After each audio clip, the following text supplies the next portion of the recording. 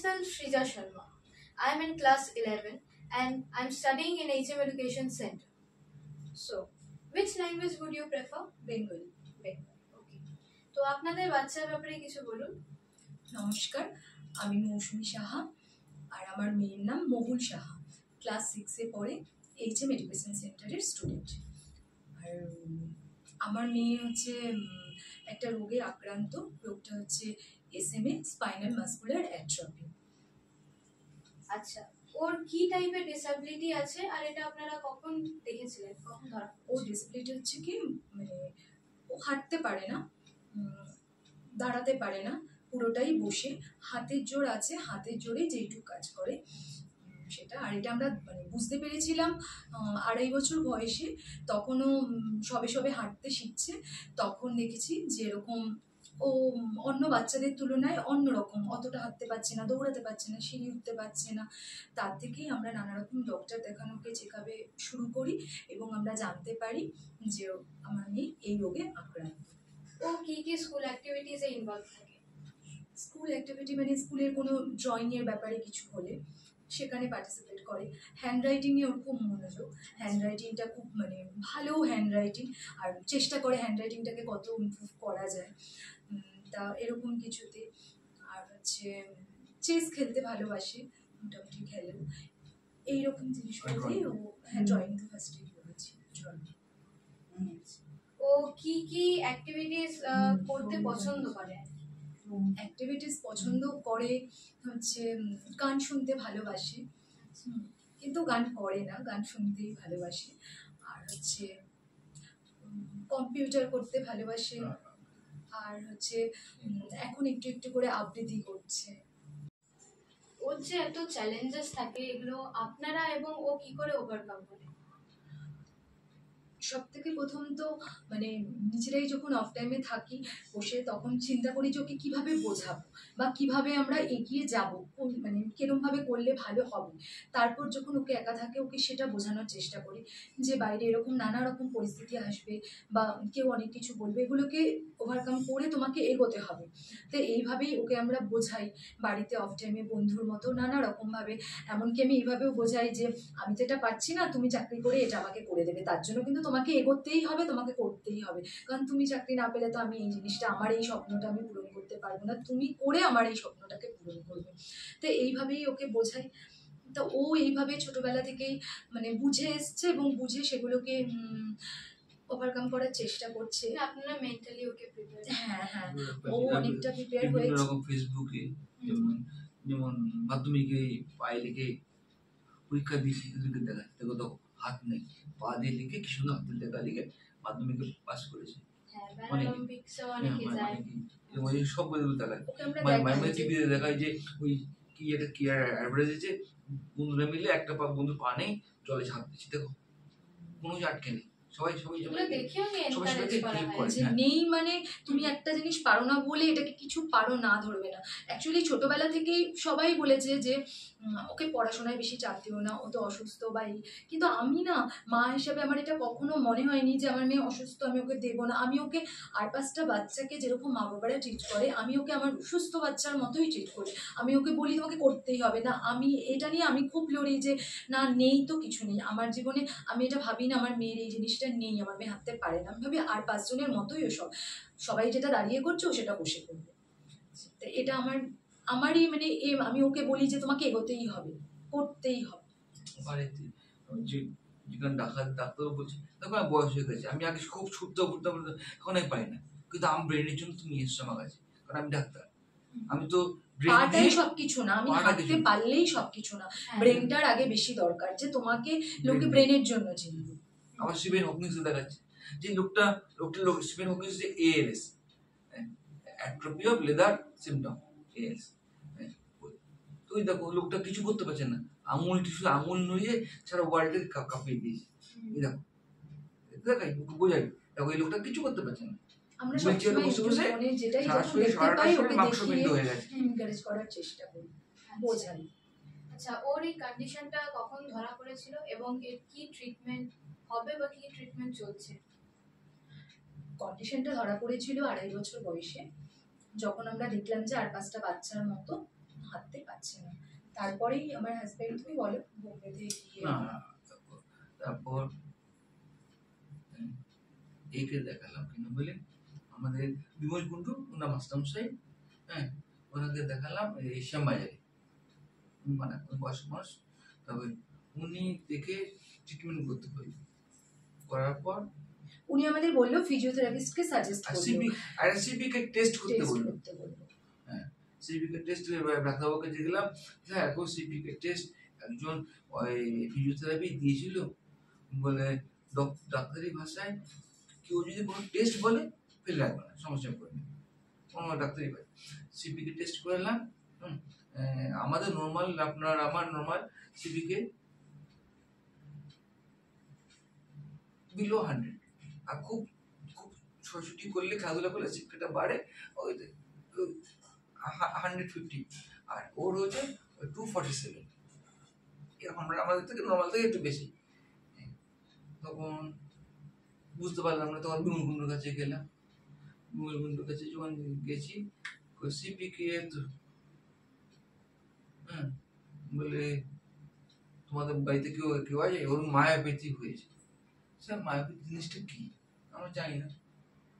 তখন বলেছে এটা এই রোগ মায়াপ্যাথি রোগ, তুমি এতে যে নিউরোসায়েন্সে।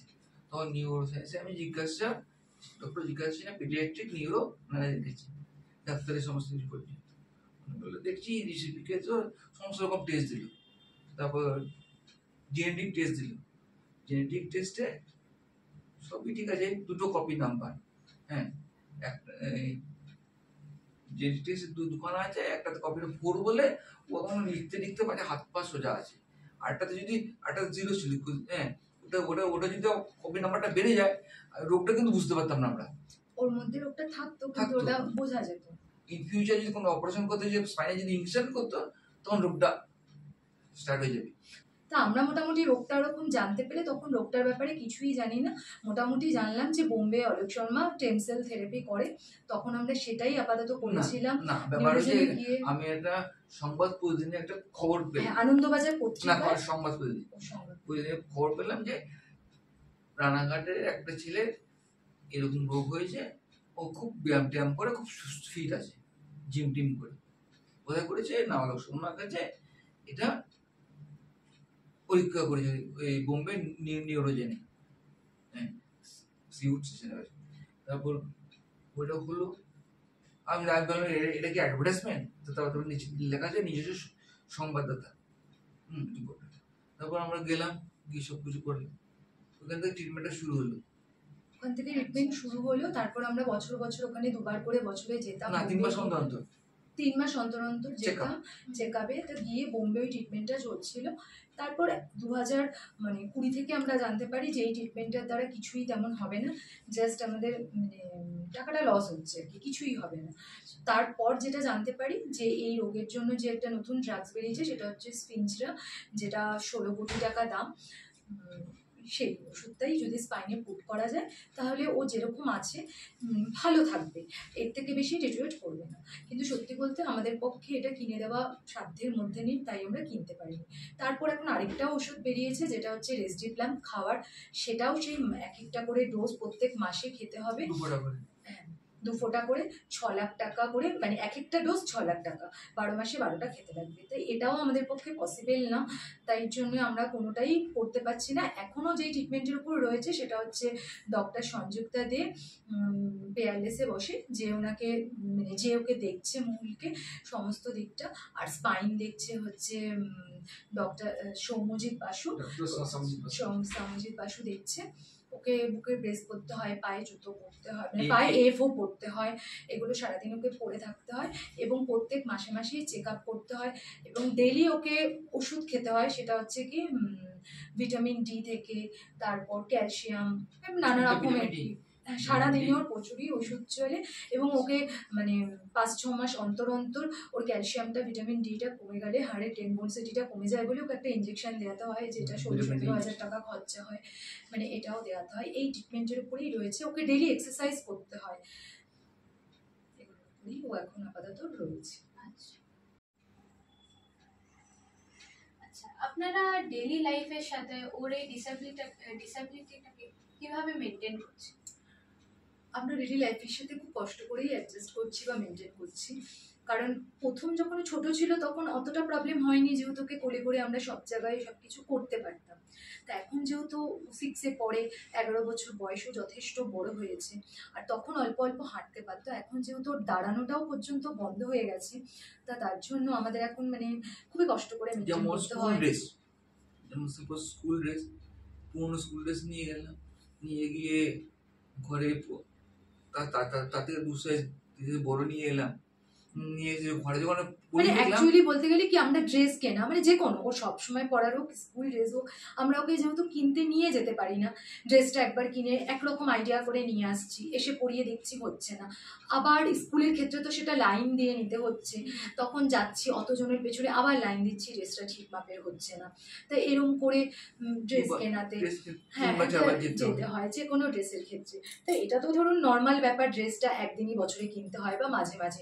কিন্তু যেটা রোজকার সেটা হচ্ছে কি, আমাদের ওকে ঘরে ট্যাকেল করা। কারণ ও তো একদমই মানে এক পাও যেতে পারে না, ওকে খাওয়া মানে ডাইনিং টেবিলে যে আমরা খাওয়াতে নিয়ে যাই, সেটাও আমি বা আমার হাজব্যান্ড বা আমার মা বা শ্বশুর শাশুড়ি, যার কথাই বলি, আমার মা বাবা, ওকে কোলে করে নিয়ে যেতে হয়।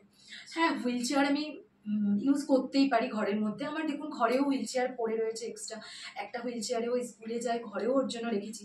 কিন্তু ও ঘরের মধ্যে হুইল চেয়ার ইউজ করতে চায় না, বলে না আমি এই জিনিসটা এখনো আমরা ওকে বুঝিয়ে উঠতে পারিনি যে কোনো ব্যাপার না। অ্যাকচুয়ালি হুইল চেয়ার জিনিসটাকেও এখনো মন থেকে মেনে নিতে পারেনি।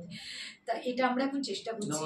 দুর্গাপুজোর দিন আমরা ভোরবেলা ঠাকুর দেখতে হ্যাঁ, বেরোই, আমরা সকালবেলা। দুর্গাপুজোয় এমনি নর্মাল সবার মতো নর্মাল ঠাকুর দেখতে বেরোই না আমরা, মানে ভোর 3:30, 3টে, 4টে এরকম সময় বেরোই, কারণ এই সময়টা ফাঁকা থাকে, ওকে নিয়ে দেখাতে আমাদের সুবিধা তার জন্য। আর প্যান্ডেলের সামনে তারপর গাড়িটা দাঁড়ায় সকালবেলা, তখন ওকে নিয়ে ঠাকুর দেখাতে আমরা পাঠাই। সবচেয়ে বড় যেটা আমাদের ওকে ঘরের মধ্যেই ওকে ট্যাকেল করাবো, একটা ড্রেস পরার জন্য, ও যে স্কুল ড্রেস পরে বা ঘরের একটা ড্রেস পরে সেটার জন্য ও দাঁড়াতে পারে না।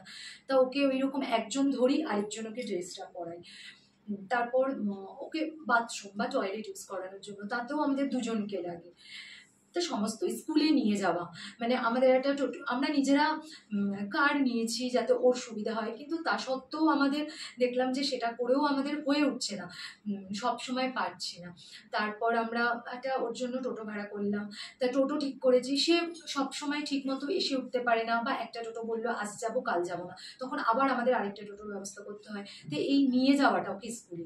তারপর এখন বড় হচ্ছে একটু আধটু, এতদিন আমি নিজেই পড়াতাম, এখন ওকে 1, 2, 3টে করে সাবজেক্ট আস্তে আস্তে কোচিংয়ে দিচ্ছি। কোচিং খোঁজার ক্ষেত্রেও আমরা মন মতো কোচিং পাচ্ছি না, বিকজ ওকে আমাদের গ্রাউন্ড ফ্লোর এমন কোচিং আছে সেখানেই দিতে হবে, সেটা বাড়ির সামনে হতে লাগবে। তো সেটা করতে গিয়ে পড়িয়ে দেখছি যে না, ওখানে আমার ভালো লাগছে না, কিন্তু তাও আমাকে মানে আপাতত পড়াতে হচ্ছে, যেহেতু আমি কোনো কোচিংয়ের খোঁজ পাচ্ছি না। আমি কম্পিউটার ওকে পড়াতে নিয়ে যাই, অনেক এতদিন বাড়িতেই কম্পিউটার করতে হতো, এখন যেমন ওকে কম্পিউটার পড়াতে নিয়ে যাচ্ছি অনেকটা দূরে হিমমোটরে। তা সেখানে আমাদের কম্পিউটার রিভিউ, হ্যাঁ হ্যাঁ, তা সেখানে ওকে নিয়ে যেতে আমাদের খুব অসুবিধা হয়। বৃষ্টি বাদল মানে বৃষ্টিতে বাইকে করে নিয়ে যাওয়া, তো এগুলো মানে ওকে নিয়ে আমাদের যে কোনো জায়গায় যাওয়াটা খুব কঠিন। বিশেষ করে তারপর কি মানে সব জায়গায় সিঁড়ি, সেখানে আমার হাজবেন্ড কোলে করে ওকে ওঠায়, সব জায়গায় তো সব কিছু গ্রাউন্ড ফ্লোরে পাই না। তা সেটাই, এটা নিয়ে আমরা খুবই চিন্তায় রয়েছি যে আমরা কিভাবে এর পরবর্তী ধাপটা এগোবো। কারণ যেহেতু আরো বড় হচ্ছে, তখন হয়তো হাজবেন্ড ওকে কোলে নিয়ে একটা মানে কোনো জায়গায় নিয়ে যেতে পারবে না। এখন 2টো সিঁড়ি হলেও কোলে নিয়ে উঠতে পারে, তখন হয়তো পারবে না। একটা স্কুটিতে বসানো ও তো আর নিজে বুঝতে পারে না, সেটাও ওকে কোলে করে চাকিয়ে নিয়ে গিয়ে বসাতে হয়। ওর এই জার্নিতে আপনারা কি শিখেছেন? এই জার্নিতে আমরা এটুকু শিখেছি যে জীবনে অনেক দুঃখ কষ্ট আসবে, বা অনেক কিছু যেগুলোর জন্য আমরা প্রিপেয়ার থাকি না, যেটা আমরা হয়তো স্বপ্নেও ভাবতে পারি না, হুট করেই সেটা জীবনে চলে আসে। কিন্তু আমাদের এগিয়ে যেতে হবে। তখন মানে আমাদের জীবনে যখন এটা এসেছে, আমরা অনেক ভেঙে পড়েছিলাম অনেকভাবে, মানে কিভাবে এগোবো তখন দিশে পাচ্ছিলাম না। কিন্তু পরে আবার ওই জায়গাটা থেকে নিজেরাই উঠে দাঁড়িয়েছি যে না, এগোতে হবে। আমরা যদি উঠে না দাঁড়াতে পারি, তাহলে মেয়েটাকেও দাঁড় করাতে হয়তো পারবো না। তা সেই জন্য ওকে বুঝিয়েছি এবং ভেবেছি যে কোনো কিছুকেই মানে পিছিয়ে থাকা যাবে না, আমাকে এগোতে হবে যেইভাবে হোক। তা এটা ভেবেই আমরা এগোচ্ছি, এইভাবেই আপনারা এগোচ্ছেন আর এবং ওকেও মেয়েকেও এগিয়ে নিয়ে যেতে সাহায্য আর করছি। আর এনকারেজ করছি। কিন্তু একটা মেয়ে ঘুরতে চায়, কিন্তু আমিও পারো, এটা আমাদের জীবনে এটা মানে আমরা কিভাবে নিয়ে যাব, পাহাড়ে যেতে চাই, বরফে যেতে চাই, কিন্তু আমরা এটা হয়তো আমরা পারছি না। পাহাড়ে 45 ডিগ্রি অ্যাঙ্গেল, আমি ছোটবেলায় ওকে তুলে করে নিয়ে দার্জিলিংটা ঘুরিয়েছি।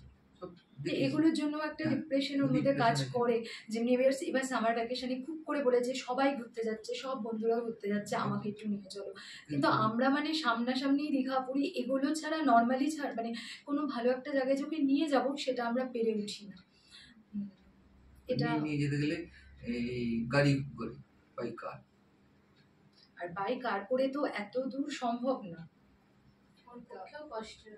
সম্পর্ক কষ্ট এবং খরচাটাও প্রচুর, মানে হ্যাঁ, এটা তো ঠিক। ব্যয় সাপেক্ষ, মানে পারা সম্ভব না সবকিছু তেমন ভাবে। আমরা তার জন্য ওকে কোথাও ঘুরতে টুরতে নিয়ে যেতে পারি। এটাও একটা জীবনে যে ওকে বোঝানো, ও যখন বন্ধুদের সাথে থাকে ফেস করে যে এসে বলে এখানে ঘুরেছি ওখানে ঘুরেছি, সেটা আমরা পারি না ওকে, আমাদেরও কষ্ট হয়, কিন্তু ওকে বোঝাই ওইভাবে যে ঠিক তুমি মানে ওকে, ও তো এখন ছোট, তাই ওকে ওইভাবেই বোঝাই তুমি বড় হও ঠিক নিয়ে যাবো বা পারবে, তো এইভাবেই ওকে বুঝিয়ে। আচ্ছা, আপনারা বাকি পেরেন্টসদেরকে কি অ্যাডভাইস দিতে চাইবেন?